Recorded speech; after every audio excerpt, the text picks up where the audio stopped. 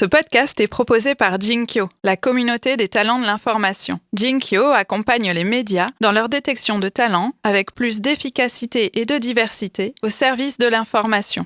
Vous souhaitez en savoir plus? Écrivez-nous à contact@jinkyo.com.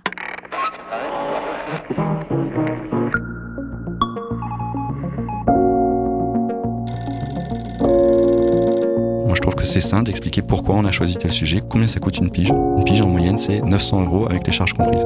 900 €, c'est 15 abonnés. Voilà. Donc, à chaque article publié, on en est à 1400. C'est à peu près 900 € charges comprises. Il faut dire les choses, il faut expliquer comment ça se passe. Les gens ont besoin, ont envie de discuter.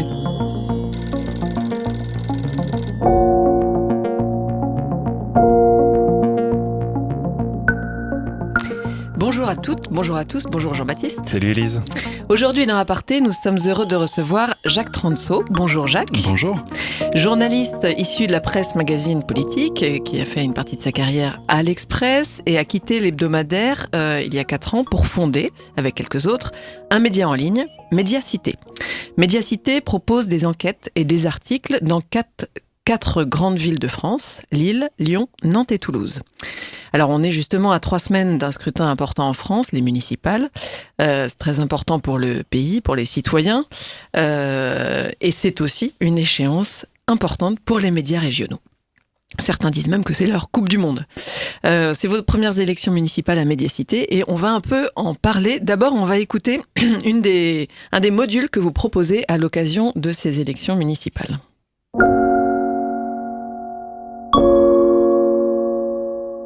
Bonjour, c'est Médiacité, vous regardez Bloody Mary. Aujourd'hui, on s'intéresse au dinosaure de la politique, Gérard Collomb. Mais d'abord, générique.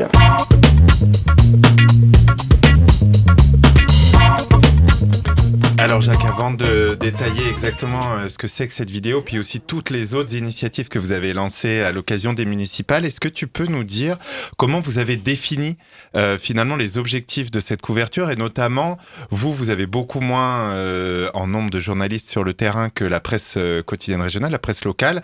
Comment vous vous êtes dit que vous pouviez être pertinent et suffisamment fort dans cette couverture ?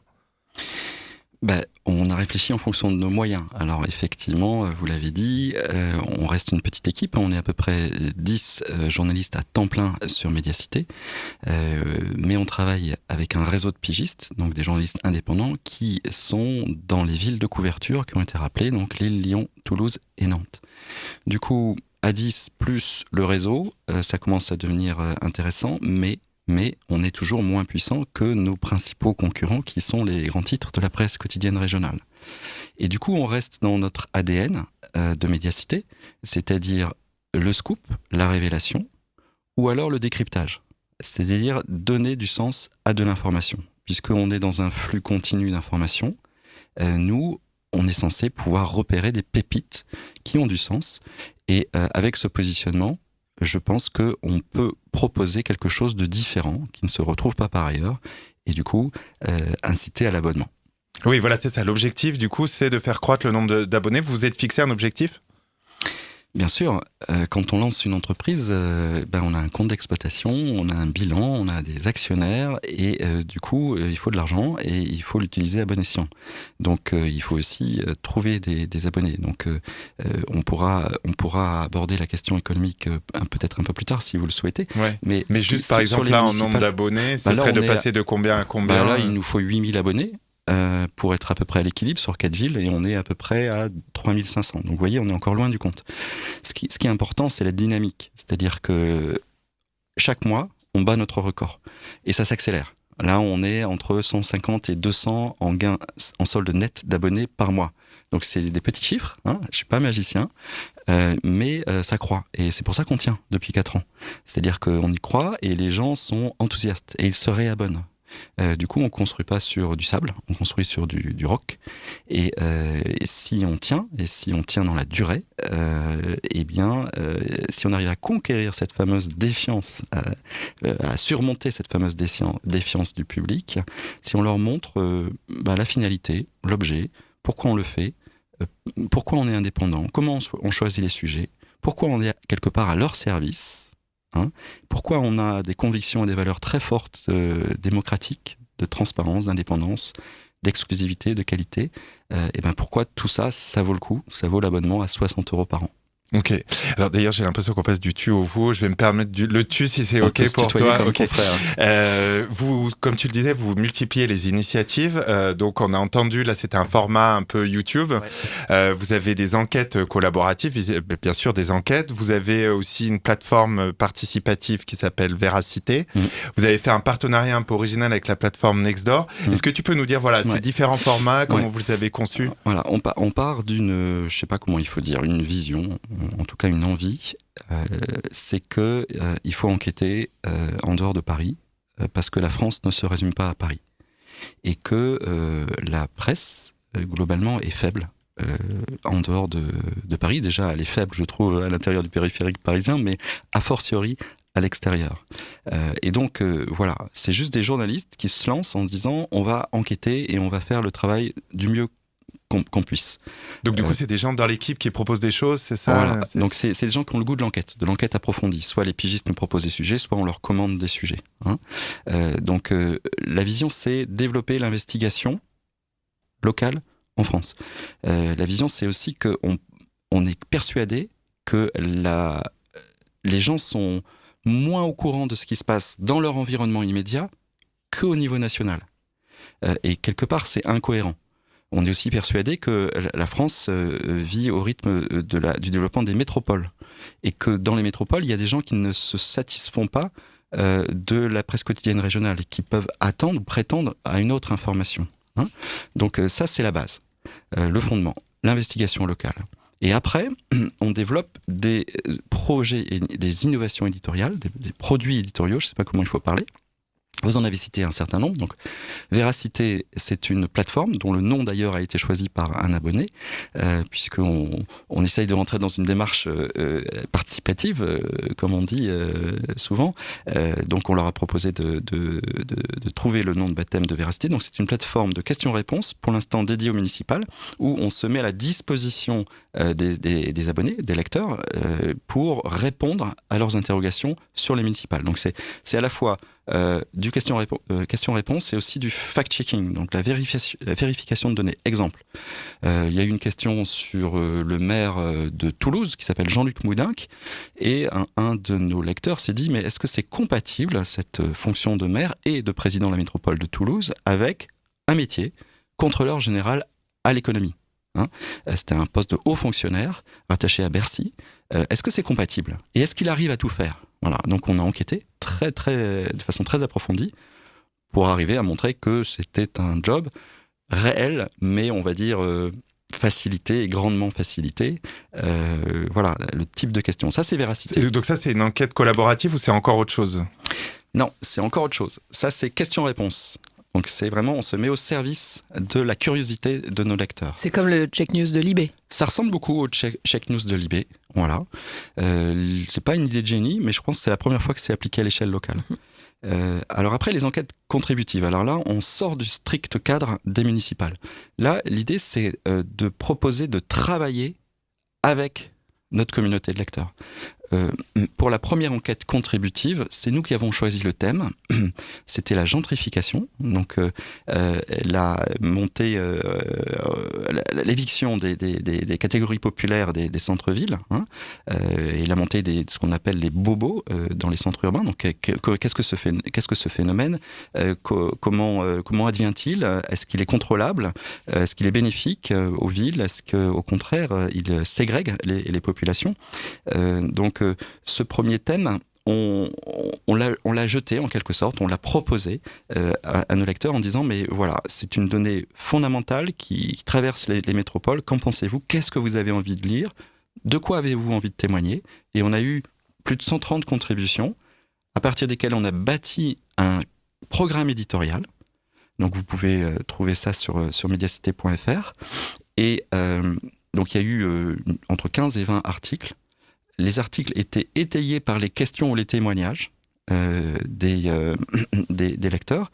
Et pour couronner le tout, on a créé des ateliers lecteurs, c'est-à-dire sur une jauge limitée, volontairement limitée, pour faire du qualitatif, donc à peu près entre 40 et 50 personnes, pendant 2 heures, par petites tables, on invitait les gens intéressés par le sujet à venir discuter et approfondir le sujet en présence de gens qui en savaient un petit peu plus sur le sujet.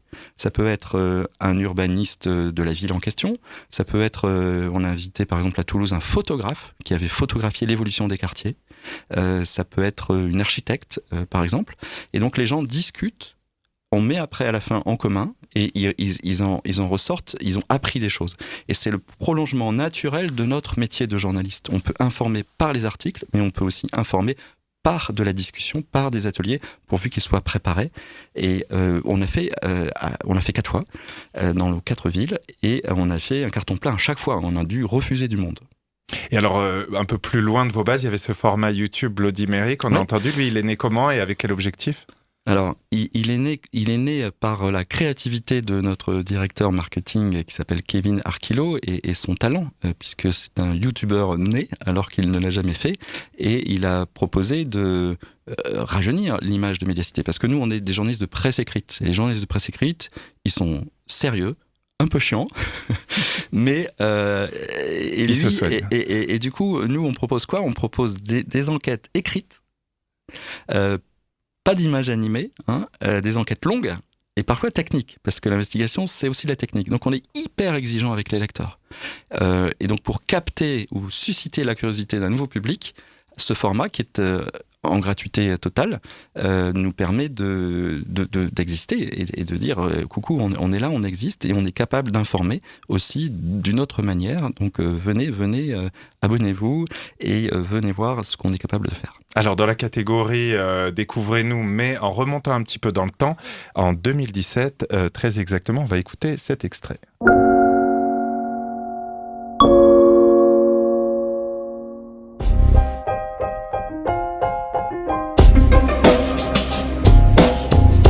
Médiacité est un nouveau média d'investigation locale qui vous propose chaque semaine une nouvelle enquête. Déjà présent à Lille. Alors c'est le son de la campagne de financement participatif sur Ulule que vous aviez fait au lancement de Médiacité en avril 2017. Ça fait quoi de réentendre ça aujourd'hui ? C'est émouvant parce que ça montre que le chemin a été parcouru. C'est aussi émouvant parce que les gens qui ont travaillé pour nous l'ont fait à un prix défiant toute concurrence. C'est une agence de communication toulousaine qui s'appelle Yokway. Et donc, ça me rappelle tous les gens qu'on a croisés au fur et à mesure de ces années et toutes les bonnes volontés qui se sont agrégées au projet. On se lance un peu dans le brouillard et puis on se rend compte qu'autour, on arrive à agréger beaucoup de monde, pourvu qu'on ait des valeurs, qu'on les porte, qu'on soit clair dans nos intentions. Et du coup, cette campagne de financement participatif, ça a été la concrétisation qu'il y avait un public. On s'était lancé sur nos deniers propres, à Lille, en accès libre, en disant à mes lecteurs, voilà, vous pouvez vous abonner si vous voulez, mais vous pouvez aussi consulter gratuitement pendant 4 mois. Au bout de 4 mois, on va passer en payant. Et comme ça, vous pouvez goûter à ce qu'on veut faire. Et au bout de 4 mois, on s'est dit, voilà, maintenant c'est le financement participatif sur la plateforme Ulule. Et on a eu nos 456 premiers abonnés, en quelque sorte, puisque c'était des contributeurs Ulule. Et ça nous a permis de dupliquer le concept Médiacité dans les villes de Lyon, puis de Toulouse, puis de Nantes. Ils sont toujours là, ces 456 ? Non, pas tous, parce que quand on contribue à Ulule, on donne des coups de pouce pour aider à éclore, à ce qu'un projet éclore. Donc, c'est pas forcément des lecteurs au sens assidu, des gens qui vont chercher l'information sur leur ville, mais c'est une rampe de lancement. Donc, il y en a une partie, je sais pas combien qui sont partis, mais ça nous a laissé le temps d'en gagner d'autres. Le credo initial de Médiacité, c'est 100% indépendant, notamment des pouvoirs locaux, mais aussi de la publicité. Vous avez quand même des investisseurs privés, notamment Mediapart, Indigo Publications, peut-être d'autres, tu vas nous le préciser. L'État aussi, qui vous a aidé à démarrer grâce à la bourse de l'émergence. C'est quoi l'indépendance ? L'indépendance, c'est une dynamique, c'est un état d'esprit. C'est pas une chose absolue. Il n'y a pas d'indépendance absolue. La première indépendance, c'est moi, mon caractère. Comme directeur de la publication et de la rédaction, est-ce que je suis oui ou non indépendant et est-ce que je me laisse influencer par les pressions ? Et il y en a beaucoup.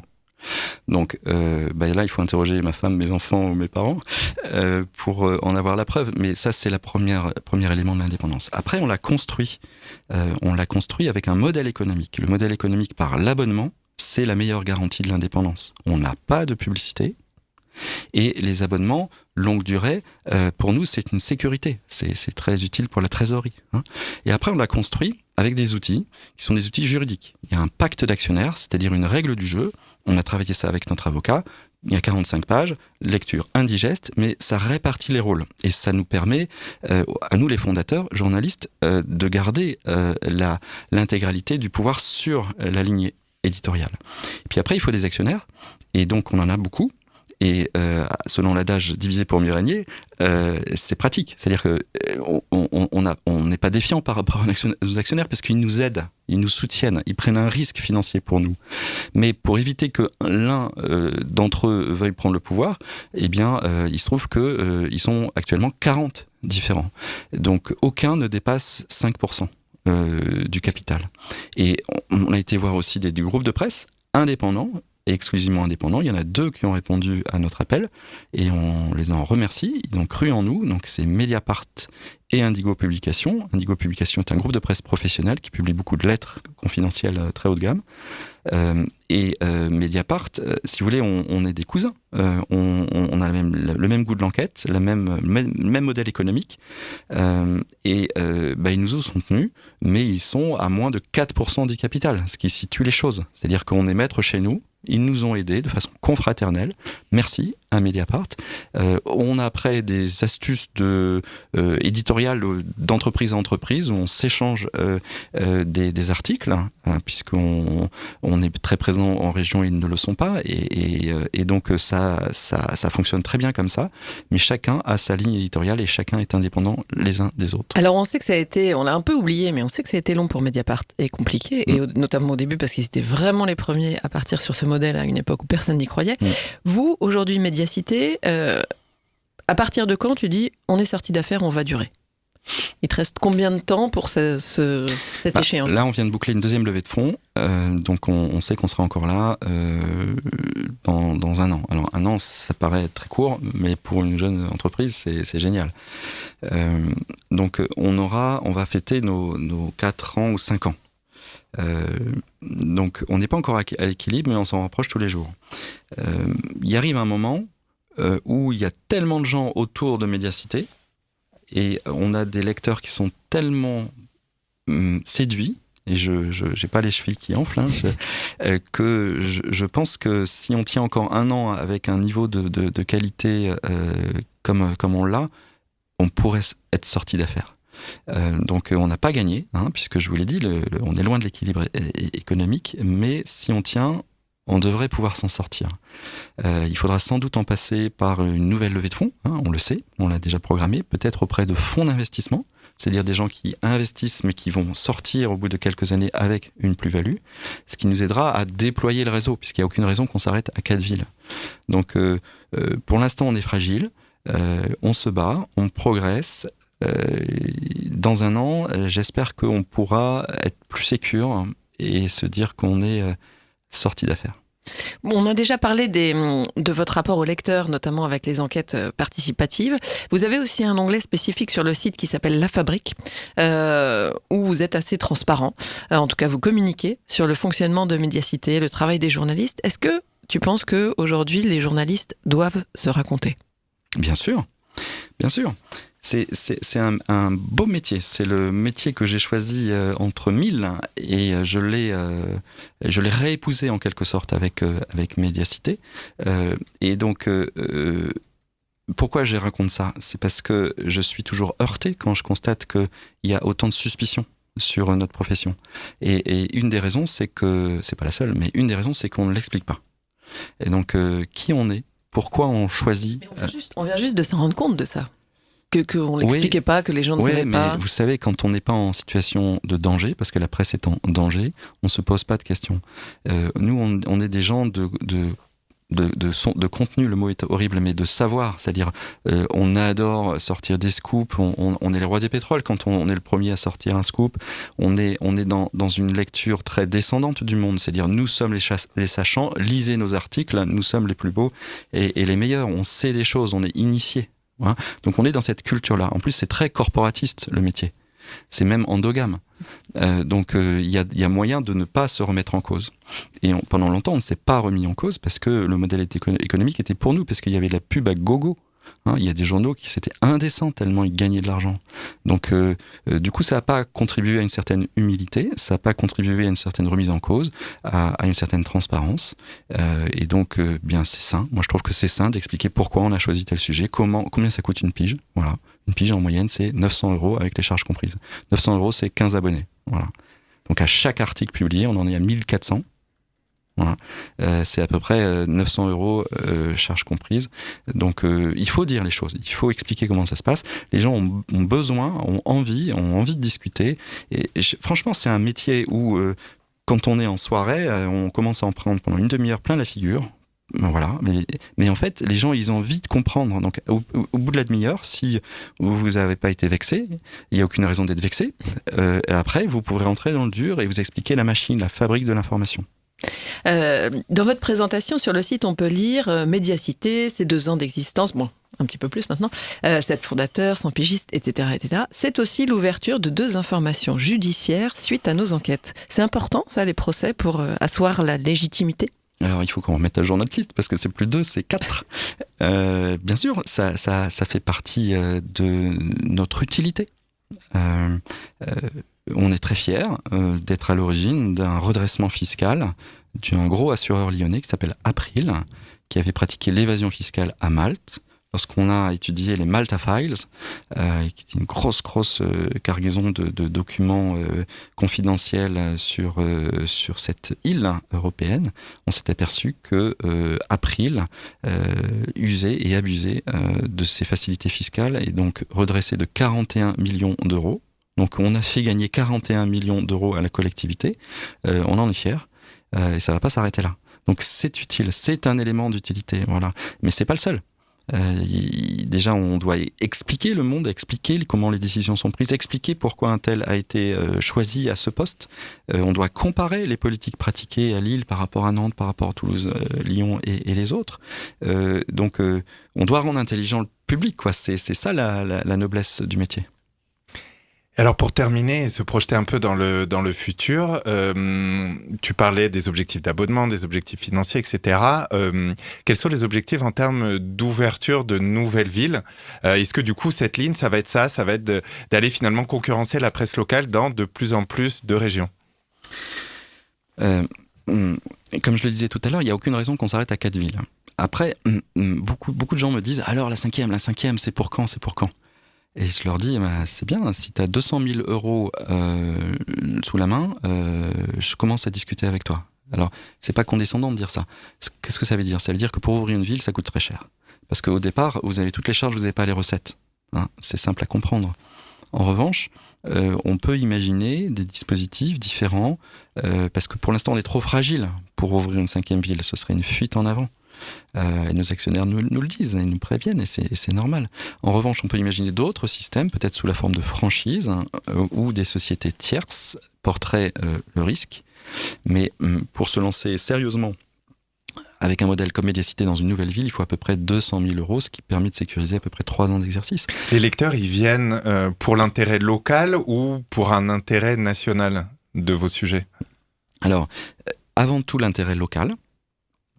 Mais quand donc on du coup, est a abonné, priori, il y a une petite corrélation entre le nombre de villes et le nombre de lecteurs. Bien sûr. Okay. Quand on est abonné, on a accès à l'ensemble des enquêtes, pas uniquement celles de sa ville. Et plus le réseau se développera, plus on entrera dans un cercle vertueux. Parce que peu à peu, on s'érigera en médias spécialistes des territoires ou des métropoles. Et peu à peu, on intéressera aussi un public national qui s'intéresse au monde des territoires. Et donc, à chaque ville ouverte, c'est plus facile pour nous. Hein, ça reste difficile, mais ce sera plus facile. Voilà comment le modèle a été construit. Donc j'espère qu'on sera ailleurs bientôt, peut-être sous d'autres formes, mais des appels du pied, j'en ai de façon incessante.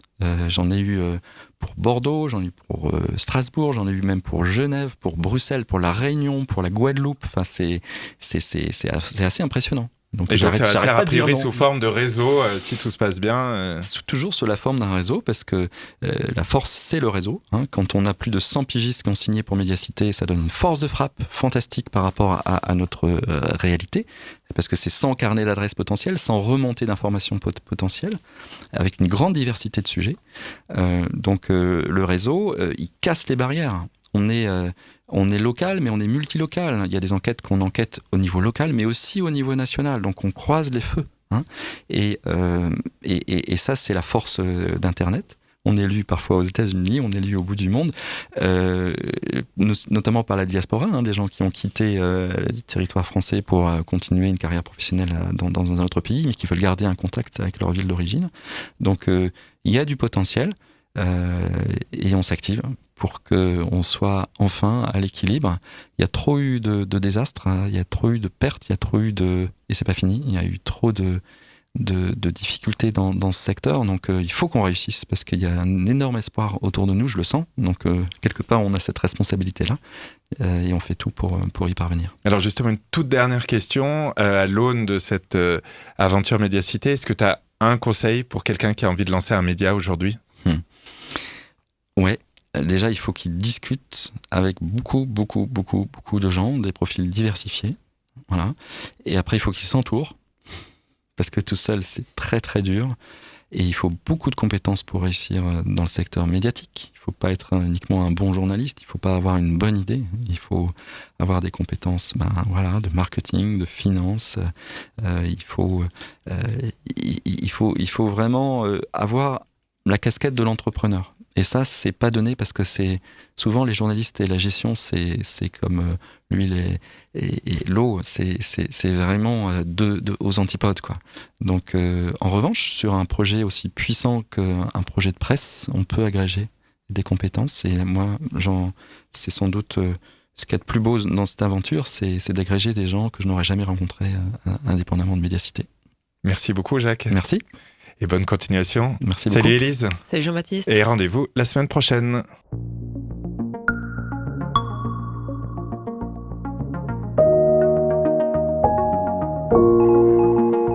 Aparté est un podcast produit par Jinkyo. Il est animé par Élise Colette et Jean-Baptiste Diebold. Notre expert du son et de la réalisation, c'est Raphaël Belon. La communication et les réseaux sociaux d'Aparté sont animés par Laurie Lejeune. Le design graphique a été imaginé par Benjamin Leble et la musique composée par Boris Leble. Vous pouvez retrouver Aparté sur Instagram, en 2 mots, comme en latin, A, plus loin, Parté. Plus loin, podcast. Comme en anglais. Non, comme en latin. Bon, bref, c'est un balado francophone, Aparté podcast. Posez-nous vos questions, suggérez-nous de nouveaux invités, envoyez-nous des étoiles et des commentaires. Et si vous n'aimez pas Instagram, vous pouvez aussi nous contacter sur Twitter. Elisco, ELIZCO. XJBDX. Merci pour votre fidélité.